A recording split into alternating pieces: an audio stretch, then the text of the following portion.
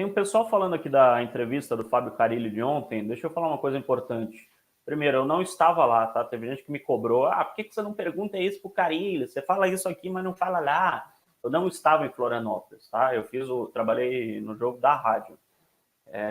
Não viajei. Não tinha nenhum repórter de rádio lá em Florianópolis. Todas as rádios fizeram o jogo aqui de São Paulo. Havia, se eu não me engano, 2 repórteres de São Paulo. Um da Globo, que eu não lembro quem era, e o Ortega da ESPN.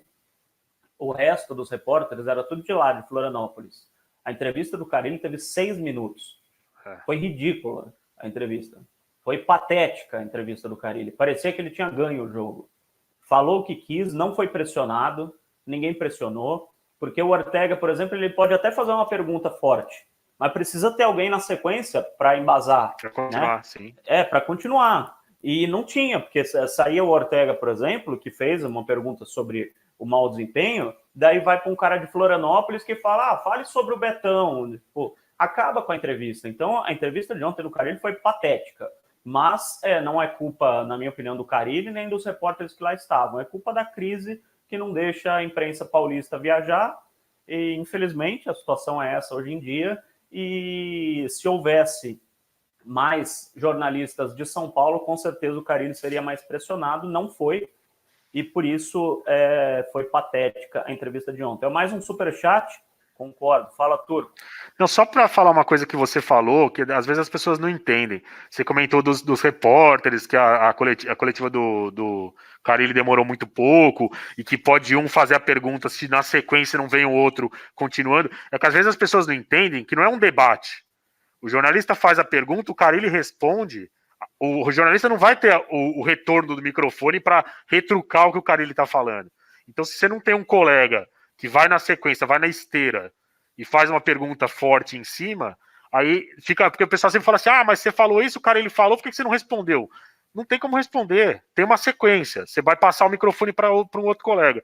Então, se o colega não tivesse sequência, então se tinha 2 jornalistas lá de São Paulo e fez desse jeito, não tem como questionar o Carilli. Quando tem aqui em São Paulo, é feito, e aí normalmente o jornalista já vai em cima dessa escada aí, né? Um faz, o outro vai na sequência aí, né, Bel? Vou até contar um segredo em cima disso. Às vezes a gente combina 3 ou 4 ali, quando a gente quer pressionar de verdade, quando a gente sente que é hora de pegar mais pesado, né?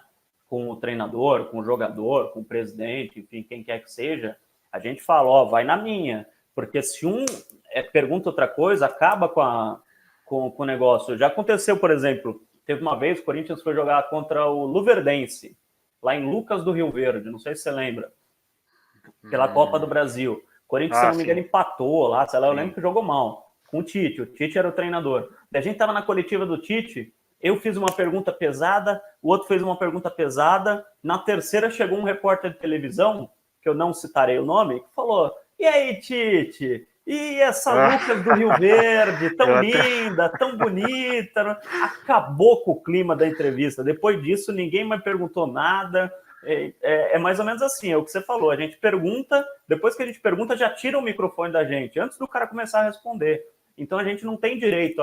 Ou seja, eu posso perguntar assim, Carilli, você colocou o time todo atrás e não sei o quê. Ele pode responder assim, hoje eu comi arroz, feijão e batatas fritas. Ele pode responder outra coisa, eu não vou ter direito de falar assim, não, você não respondeu minha pergunta. Não vou. Agora, se tem um outro repórter de São Paulo logo depois, ele vai falar, você não respondeu a pergunta do amigo aqui, entendeu? E vai na sequência. A gente obriga o cara a responder aquilo.